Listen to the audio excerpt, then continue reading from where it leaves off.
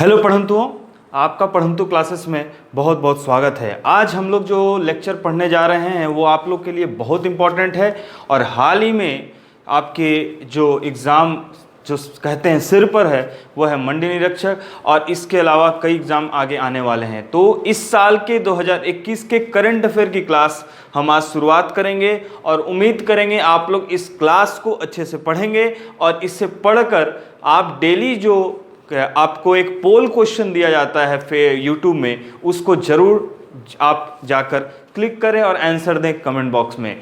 चलिए तो हम स्टार्ट करते हैं। आज का जो करंट अफेयर टॉपिक है ये आप सबके लिए बहुत इंपॉर्टेंट है। जिन्होंने पढ़ चुका है, पढ़ लिए हैं अगर आप कहीं पर, तो आपका रिवीजन हो जाएगा, और जो नहीं पढ़े हैं उनके लिए बहुत इंपॉर्टेंट है। कोशिश किया गया है कि हर एक पहलू को, रिलेटेड टॉपिक को कवर किया जाए। तो आज हम लोग जो पढ़ रहे हैं वो टॉपिक किससे रिलेटेड है, तो ये कोई पर्टिकुलर टॉपिक नहीं है, ये जनवरी की करंट अफेयर है, जनवरी 2021 की। तो इस बार जनवरी में जो प्रमुख घटनाएं हुई हैं उनके बारे में हम आज बात करेंगे। तो चलिए शुरुआत करते हैं करंट अफेयर की क्लास, और मैं सतीश त्रिपाठी आप लोगों के सामने आज स्टार्ट करने जा रहा हूं करंट अफेयर 2021 का जनवरी का सेक्शन। चलिए स्टार्ट करते हैं, करंट अफेयर की बात करते हैं।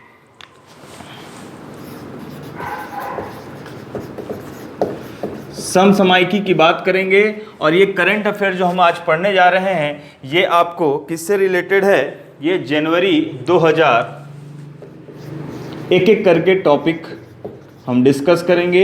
उम्मीद करते हैं आपको अच्छा लगेगा। चलिए जो पहला टॉपिक है वो है एक जो गीतकार थे, शास्त्रीय संगीतकार थे, जिनका नाम था गुलाम मुस्तफ़ा खान। बहुत इंपॉर्टेंट है, गुलाम मुस्तफ़ा खान। अब इनसे रिलेटेड जो भी टॉपिक होगी हम कंप्लीट करते जाएंगे। इनका हाल ही में निधन हुआ है, ओबिचुरी में आएगा। और इनका निधन ये क्यों इंपॉर्टेंट हो जाते हैं, ये हैं क्या, सबसे पहले तो याद रखिएगा संगीतकार हैं ये, ठीक है, संगीतकार हैं। और क्या नाम है, गुलाम मुस्तफ़ा खान।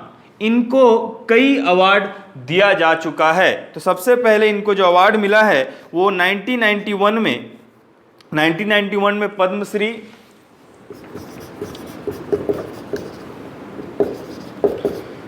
अभी हम सम्मान देखेंगे जो 2021 में पद्मश्री, पद्म भूषण, पद्म विभूषण जो अवार्ड मिला है उसके बारे में भी आज चर्चा करेंगे। तो याद रखिएगा पद्मश्री चौथा सबसे मुख्य जो सम्मान भारत द्वारा, जैसे भारत रत्न, फिर उसके बाद विभूषण, फिर भूषण और फिर आ गया पद्मश्री। तो 1991 में इनको पद्मश्री मिला।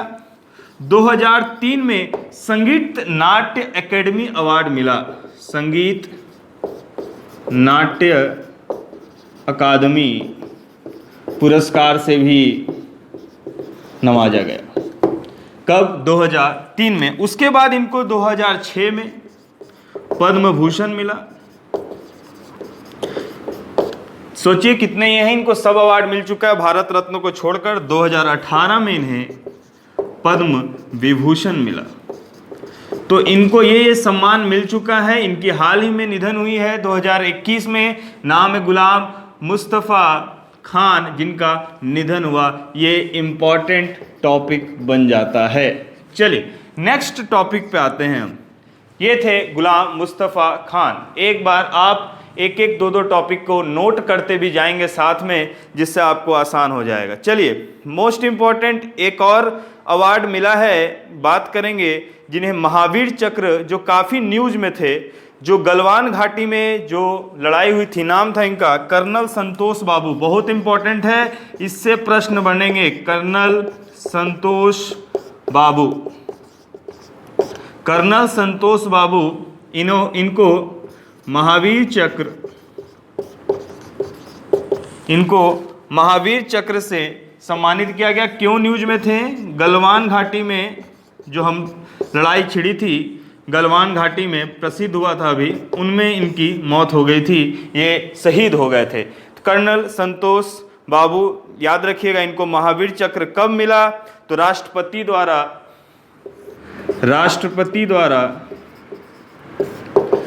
72वीं गणतंत्र दिवस में मिला। ठीक है, ये मोस्ट इम्पॉर्टेंट है। 26 जनवरी को इनको पुरस्कृत किया गया। तो नाम है कर्नल संतोष बाबू, कर्नल संतोष बाबू। चलिए नेक्स्ट है, बहुत इंपॉर्टेंट एक और टॉपिक है। आज हम जो पढ़ रहे हैं वो बहुत इंपॉर्टेंट है। इन दोनों टॉपिक को आप लिखते जाइए, मैं साथ में आपको समय दे रहा हूं, आप लिखते भी जाइए और नोट्स बनाते जाइए। इसलिए फास्ट क्लास नहीं है, एकदम आसानी से पढ़िए। एक क्लास में एक मंथ को कंप्लीट करेंगे। चलिए नेक्स्ट जो है हमारा, उनका वो घाटी से संबंधित है, नाम है जुकू घाटी। जुकू घाटी क्यों प्रसिद्ध है इसके बारे में भी जानेंगे। जुकू घाटी किस जगह पर मौजूद है, तो याद रखिएगा नागालैंड। क्यों प्रसिद्ध हुआ, क्योंकि अभी हाल ही फिलहाल में इसमें आग लग गई थी और 2 महीना लगभग काफ़ी दिनों तक इस आग को बुझाने में काफ़ी मशक्क़त करनी गई। और ये क्यों, केवल आग लगना ही इसका मुख्य बात नहीं था, इसके बारे में और क्या था कि 2019 में इसे प्लास्टिक मुक्त घाटी घोषित किया गया था। प्लास्टिक मुक्त घाटी घोषित किया गया था 2019 में। जुकू घाटी कहाँ पर मौजूद है, नागालैंड।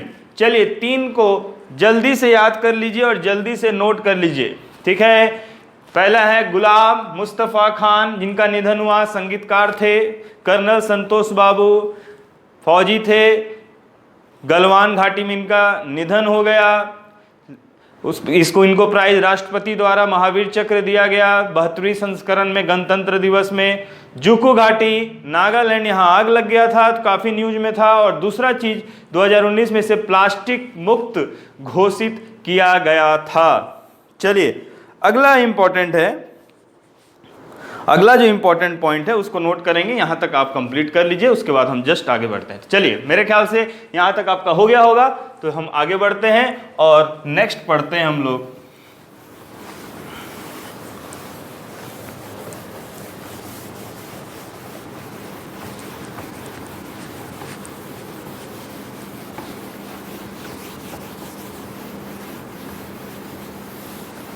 चलिए नेक्स्ट पढ़ते हैं जल्दी से, सेना दिवस।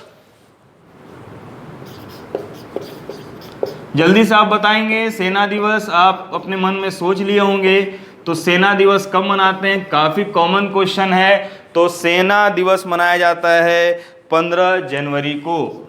अब क्वेश्चन बनता है क्यों मनाया जाता है, क्योंकि 1947 के बाद भी भारत के जो सेना अध्यक्ष होते थे वो कौन होते थे, वो अंग्रेज ही होते थे। बाद में 1949 में भारत का पहला सेना अध्यक्ष, स्वतंत्र भारत के पहले भारतीय सेना के प्रमुख बने एम करियप्पा।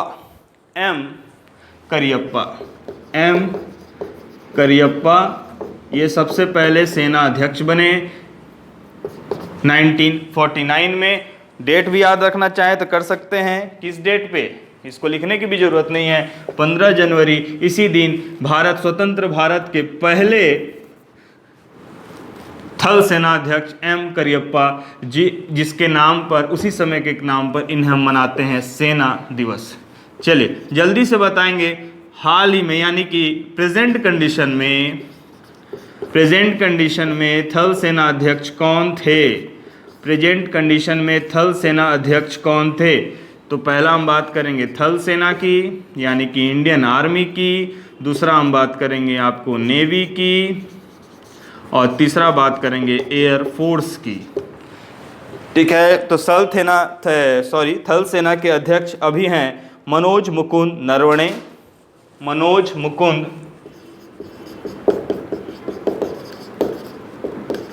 नरवणे, याद रखिएगा ये अभी के हैं। और ये कौन थे, आज़ाद भारत के पहले सेना अध्यक्ष। नेक्स्ट है वायुसेना की बात करें, राकेश कुमार सिंह भदौरिया।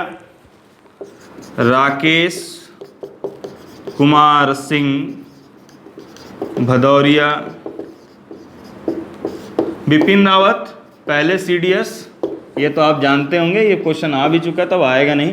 बिपिन रावत पुराना क्वेश्चन हो गया, लेकिन फिर भी CDS, पहले CDS कौन हुए? बिपिन रावत। उसकी बात करेंगे,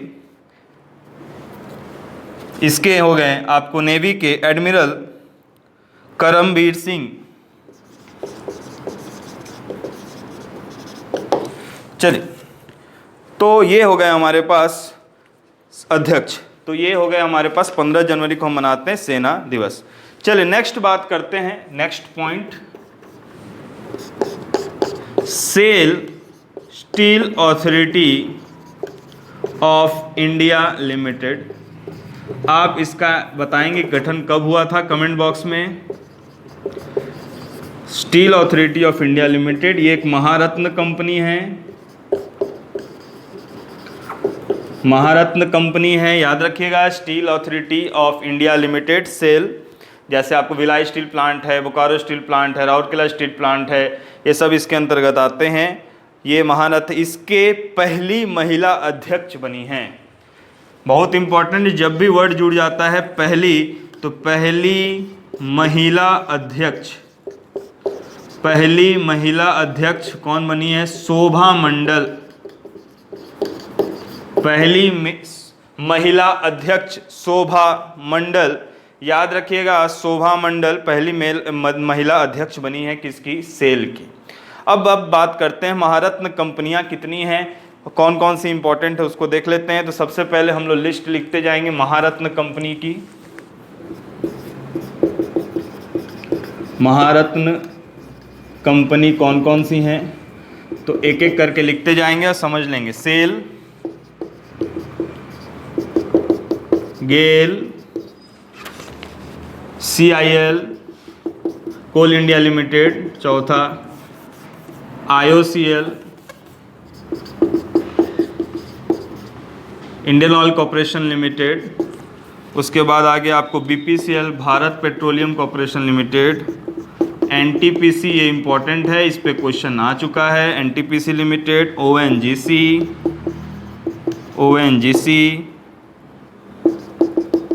BPCL हो चुका है, HPCL, Hindustan petroleum corporation limited, और BHEL, वेल, जिसको भारत हैवी इलेक्ट्रिकल लिमिटेड। तो टोटल वैसे 10 हैं। तो 10 महारत्न कंपनियां आज के डेट में स्थित हैं। इसी तरह महारत्न कंपनियों के बाद आ जाता है आपको नवरत्न कंपनियां। नवरत्न कंपनियों में प्रमुख हैं Bharat electrical limited, electronics limited, Bharat electronics limited, HAL, Hindustan aeronautics, ये बहुत न्यूज़ में है, HAL। उसके बाद आता है MTNL, उसके बाद आता है आपको NMDC, उसके बाद आता है आपको rural electrification corporation limited, rural electrification corporation limited, oil India limited. इस तरह से टोटल नवरत्न कंपनियां 14 हैं। और आगे की बात करें, मिनी रत्न में 2 कैटेगरियां होती हैं, फर्स्ट कैटेगरी में 61 और सेकेंड कैटेगरी में 12। तो याद रखिएगा मिनी रत्न में एक आध याद रख लीजिएगा। मिनी रत्न में airport authority of India limited, याद रखिएगा मिनी रत्न में airport authority of India limited, BSNL, याद रखिएगा। MTNL कैसी कंपनियां हैं? MTNL और इसमें दोनों में अंतर है, याद रखिएगा, ठीक है। MTNL नवरत्न में है और BSNL जो है वो मिनी रत्न कंपनी है कैटेगरी 1 में, पवन हंस हेलीकॉप्टर। इसी तरह कैटेगरी 2 में 12 है। तो टोटल मिनी रत्न यहाँ पर 61 है और 12 कैटेगरी 2 में है। कैटेगरी 2 में कितने हैं? 12। और ये कितने हैं कैटेगरी 1 में? तो याद रखिएगा ये कंपनियों को इसमें से भी प्रश्न पूछे जाते हैं, ठीक है। तो ये हम बात कर रहे हैं सेल की। तो सेल की शुरुआत किए थे और सेल के अंदर कुछ चीज़ों को समझे कि कौन कौन सी महारत्न कंपनी हैं, कौन कौन सा मिनी रत्न कंपनी है। चलिए यहाँ तक नोट कर लीजिए।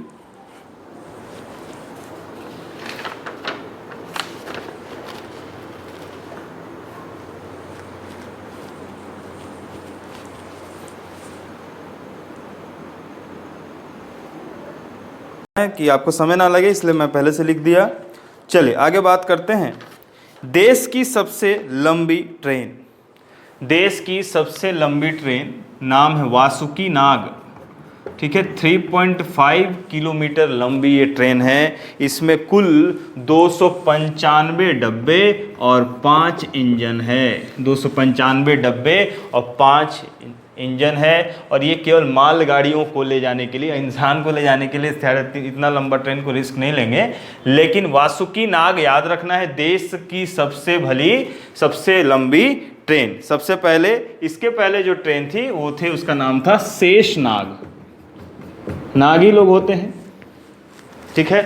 तो ये सब ट्रेन 305 किलोमीटर है। इतनी लंबी ट्रेन है कि आप पता भी नहीं करोगे कि कब आ रही है, और अगर मान लीजिए आखिरी डब्बा में बैठे हुए तो पता ही नहीं चलेगा कि कब गाड़ी रुकी और कहाँ गए। जब तक रुके तब तक ट्रेन बहुत दूर है, आपको लगेगा कहाँ रुके, पहुँच गए कहाँ। इसमें बैठना नहीं है, ठीक है। तो वासुकी नाग है, और इसका क्या नाम था, शेषनाग। चलिए अगला, इंडिया इनोवेशन इंडेक्स। ये नीति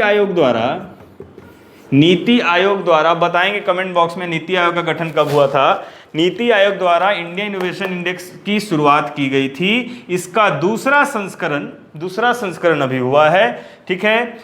दूसरे संस्करण में ये 3 भाग में बांटा जाता है इनोवेशन के टर्म में, और ये 3 भाग कौन कौन से हैं, प्रमुख राज्य, नॉर्थ ईस्टर्न और पहाड़ी क्षेत्र, यानी उत्तर पूर्वी और पहाड़ी क्षेत्र, और आपको यूनियन टेरिटरीज, ठीक है, यूनियन टेरिटरीज, ठीक है। इनके बारे में बात करेंगे।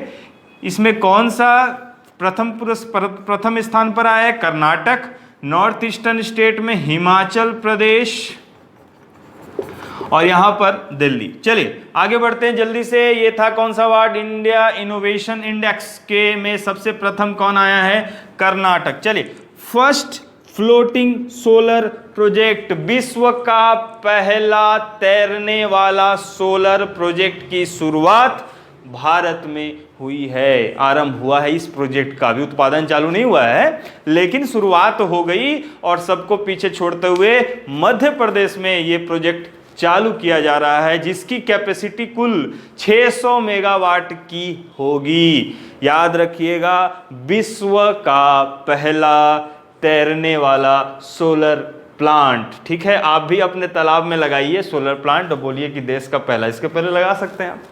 चलिए, तो फर्स्ट फ्लोटिंग सोलर प्रोजेक्ट कब आया, कहां आया, मध्य प्रदेश में। मध्य प्रदेश में याद से ये भी पूछ सकता है किस नदी पर, तो नर्मदा नदी पर। कितने कैपेसिटी वाला, 600 मेगावाट। चलिए आगे बढ़ते हैं। भोगोली बिहू, ये पर्व कहां से रिलेटेड है, तो लिख गया है तो बोली दोगे।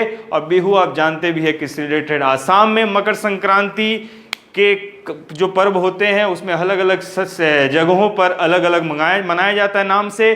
फसल कटाई के समय ये मनाया जाता है, तो याद रखिएगा नाम है मोगोली बिहू। कहाँ का पर्व है, आसाम का। इसी समय पोंगल मनाया जाता है तमिलनाडु में, पंजाब में लोहड़ी, और आम भाषा में मकर संक्रांति मनाते हैं और तिल लड्डू खाते हैं, ठीक है। चलिए आगे बढ़ते हैं। इस साल तो सब कोरोना में ही लड्डू उड्डू चला गया। चलिए आगे बात करते हैं ग्लोबल माइग्रेशन रिपोर्ट। अब माइग्रेशन, प्रवासी कहाँ कहाँ भारत के लोग, तो आप बोलो भारत के लोग हर जगह पाए जाएंगे और हर जगह नाम ऊंचा करते हैं, ठीक है। तो भारत की प्रवासी जो लोग हैं, अप्रवासी मजदूर वाली बात नहीं है, वो अभी की कहानी है, उससे रिलेटेड नहीं है। Global migration report United nation द्वारा रिलीज होता है। तो भारत के लोग तो पूरे देश में फैले हुए हैं, कई मूवी आ चुके हैं, हर जगह के मूवी में भारत के लोग वहाँ रहते हैं, उन्हीं पे मूवी बनी हुई है। लेकिन भारत के सबसे अधिक कहाँ पर रहते हैं, तो ये रहते हैं यूनाइटेड अरब अमीराट्स, यानी कि यहाँ पर देखिए यूएई में, भारत के ज़्यादा सबसे अधिक लोग रहते हैं। चलिए कमला चाची से बात करते हैं। कमला चाची को आप जानते हैं, कमला चाची क्या बनी हैं, कमला चाची वाइस प्रेसिडेंट बनी है। आप सबको पता है कहाँ की, ये 49th वाइस प्रेसिडेंट है। तो वहाँ की बनी है, तो हमको क्या लेना देना, हमको लेना देना है कि इस चाची की जो अम्मा थी, वो मिली थी कहाँ पर, कहाँ जन्म ली थी, तमिलनाडु में। ये नहीं जन्म ली थी, कमला हैरिस जन्म ली थी, लेकिन भारत कहीं भी किसी को नहीं छोड़ सकता। हमारा संबंध, ये न्यूज वाले घूस घूस के पता कर लेते हैं कि कौन कहाँ पर है। तो याद रखिएगा, कमला हैरिस का जन्म तो कैलिफोर्निया में हुआ था। कमला हैरिस की अम्मा अम्मा का जन्म, अम्मा जो थी वो कहाँ से थी? तमिलनाडु से थी। चलिए यहाँ की बात करते तो कमला हैरिस याद रखिएगा कहाँ की, ये भी एक प्रवासी मजदूर हैं, प्रवासी जो यहाँ पर ये कहाँ की हैं, यहाँ से गई हैं, मतलब इनकी अम्मा थी यहाँ 49th वाइस प्रेसिडेंट। चलिए कोविड-19 वैक्सीन बहुत इंपॉर्टेंट है, जो जो लगवाते जाएंगे कमेंट बॉक्स में लिखते जाइएगा कि हम लगवा लिए। तो आप लोग अभी नहीं लगाने लायक है क्योंकि 45 साल के ऊपर वालों को लग रहा है अभी, तो उसके नीचे लगेगा तो हम लोग भी दौड़ेंगे। चलिए कोविड-19 वैक्सीन लगाना बहुत ज़रूरी है। कोविड-19 की वैक्सीन से याद आया, सीरम इंस्टीट्यूट याद रखिएगा, कोविशील्ड और कोवैक्सीन जो भारत बायोटेक के द्वारा बना हुआ है। चलिए उसमें हमको इम्पोर्टेंट नहीं है, हमारा इम्पोर्टेंट है कि सबसे पहले किसने लगवाया, किसके पास सबसे ज़्यादा हिम्मत था लगवाने का। आज भी लोग डर रहे हैं, लेकिन किसके पास सबसे ज़्यादा हिम्मत था, उसका नाम कितना आगे बढ़ गया कि आज हमको पढ़ना पड़ रहा है। तो सबसे पहला बनना बहुत मुश्किल है, तो आप पहला बनिए। फर्स्ट मनीष कुमार। अब जहाँ जहाँ मनीष कुमार होंगे सब समझ ले कि वही है पहला। और ये कब आया, कब लगा? 16 जनवरी को 2021 में सबसे पहला वैक्सीन। अब बोलोगे ये मनीष कुमार तो जवान हीरो लग रहा है, तो इसको पहले कैसे लग गया? इसको लगा क्योंकि यह हमारे देश का, हमारे कोरोना फाइटर हैं। और ये फाइटर कौन कौन है? जो हमारे रक्षक हैं, ये हमारा मेडिकल का आदमी था, इसको पहला लगा। ठीक है, चलिए बहुत इंपॉर्टेंट है। देखिए कितना अच्छा प्रोग्राम चालू किया है केरल गवर्नमेंट ने। 1 स्कूल 1 IAS, एक स्कूल से एक IAS निकालने का चैलेंज लिया गया है। और इसके लिए केंद्र राज्य सरकार, जो केरल सरकार है, वो फ्री में कोचिंग देगी। हर सरकार देती है, तो इसका ये योजना आ गया कि 1 स्कूल 1 IAS योजना की शुरुआत केरल द्वारा की गई है। आप कमेंट बॉक्स में बताएंगे। यहाँ के जो बहुत इम्पोर्टेंट जो गवर्नर हैं, काफ़ी न्यूज़ में रहते हैं, हर जगह पहुँचे रहते हैं, ये बहुत इम्पोर्टेंट है, इन्होंने इसका उद्घाटन किया था। बताएंगे इसका गवर्नर कौन है कमेंट करके। सोमनाथ मंदिर ट्रस्ट के अध्यक्ष किसे बनाया गया? नरेंद्र मोदी जी को। चलिए इसको याद करने की जरूरत नहीं, इंपॉर्टेंट है, आप हुआ है घटना तो हम पढ़ लिए। आगे देखिए, बालिकाओं के लिए बहुत इंपॉर्टेंट दिवस, गर्ल्स चाइल्ड डे, राष्ट्रीय बालिका दिवस कब मनाते? इसकी शुरुआत 2008 में हुई थी और 24 जनवरी को राष्ट्रीय बालिका दिवस, मोस्ट इंपॉर्टेंट है, आया हुआ है एग्जाम में। राष्ट्रीय बालिका दिवस कब मनाते हैं? 24 जनवरी को। चलिए आगे देखते हैं। सुभाष चंद्र बोस के नाम पर काफ़ी न्यूज़ में आया, सब क्रेडिट लेने के लिए दौड़े भागे आए थे बोस के पीछे। जितना उनको खून वाले डायलॉग में पीछे नहीं भागे थे, उतना उनकी जयंती मनाने के पीछे, क्योंकि हंगामा है। क्यों? क्योंकि चुनाव है।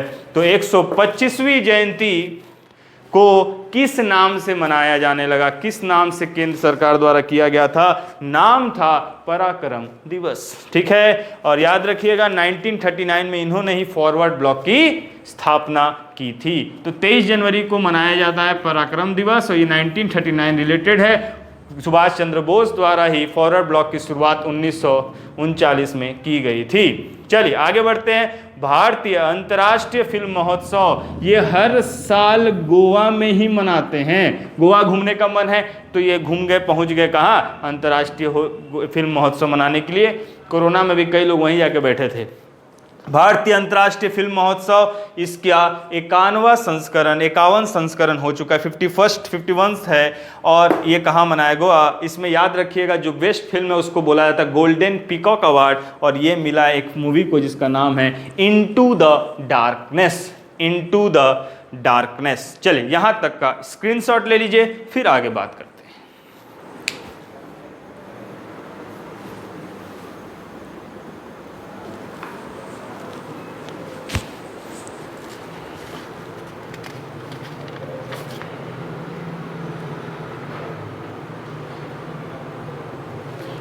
चलिए, तो गोवा इसकी शुरुआत कब हुई थी? 1952 में हुई थी।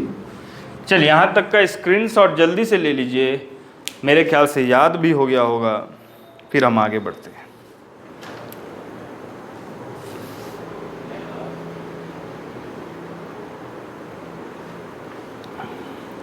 एक पॉइंट और अगर आप लिखना चाहे तो लिख सकते हैं, फ्लाई विग नामक एयरलाइन, बहुत इंपॉर्टेंट है, एक पॉइंट इसी में जोड़ लीजिए, जगह है तो।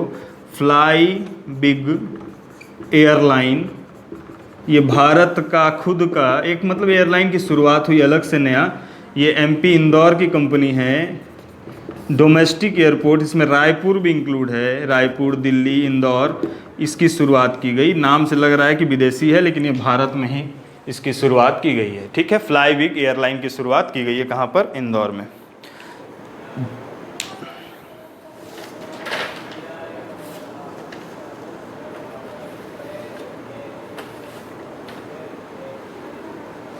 ठीक, 24 जनवरी राष्ट्रीय बालिका दिवस।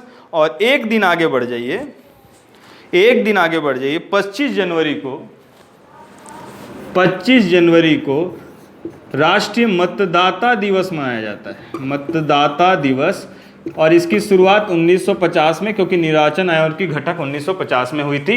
25 जनवरी 1950 को गठन हुई थी, इस कारण से इसी दिन भारत निर्वाचन आयोग की गठन हुई थी 1950 में 25 जनवरी को, इसलिए राष्ट्रीय मतदाता दिवस मनाया जाता है 25 जनवरी को। तो 24-25 दोनों याद रखेंगे, बालिका दिवस, और 25 को मतदाता दिवस, मतदाता दिवस ही कहेंगे, राष्ट्रीय मतदाता दिवस। चलिए आगे बढ़ते हैं।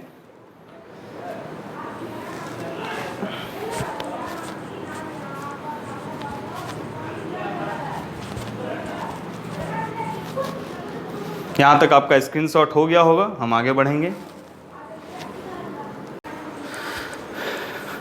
चलिए आगे बढ़ते हैं। तो नेक्स्ट टॉपिक है सैयद मुश्ताक अली ट्रॉफी। किससे संबंधित है? तो याद रखिएगा, क्रिकेट से संबंधित है और हाल ही में आयोजित किया गया था अहमदाबाद में। और इसमें जो विनर था वो था तमिलनाडु। तो इसको तो याद हो गया होगा, भूलोगे भी नहीं। तो हम देख लेते क्रिकेट से रिलेटेड घरेलू मैदान पर घरेलू श्रृंखला कौन कौन सी होती है। इसको डोमेस्टिक मैचेस कहते हैं। वो मैचेस कौन कौन सी? रणजी ट्रॉफी, दिलीप ट्रॉफी, विजय हजारे, देवधर, ईरानी। याद रखिएगा, Ranji trophy, Dilip trophy, Vijay Hazare trophy, Deodhar और ईरानी, ये सब क्रिकेट से संबंधित हैं। इससे भी क्वेश्चन पूछा जाता है। जिसमें हाल ही में जो आया हुआ है वो है सैयद मुश्ताक अली ट्रॉफी, अहमदाबाद में हुआ था और इसके विनर कौन थे? तमिलनाडु। एक और क्रिकेट से संबंधित है जो ऑस्ट्रेलिया में होता है, बॉर्डर गावस्कर ट्रॉफी, जो एक टेस्ट सीरीज श्रृंखला है। तो ये इंडिया और ऑस्ट्रेलिया के बीच में हुआ था और आप सबको पता होगा इंडिया जीता था। और ये कितने 1 से जीता था? 2-1 से जीता था। तो 2-1 याद करने की जरूरत नहीं है। Border Gavaskar trophy, Allan Border और गावस्कर दोनों के, सुनील गावस्कर दोनों के नाम से ये ट्रॉफी हर साल होती है। और इस साल जो हुई थी इंडिया और ऑस्ट्रेलिया के बीच में, उसमें 2-1। नेक्स्ट है, बहुत इंपॉर्टेंट है और याद रखिएगा, रेलवे बोर्ड की चेयरमैन सुनीता शर्मा, ये इंपॉर्टेंट है, याद रखिएगा। ठीक है, रेलवे बोर्ड की चेयरमैन।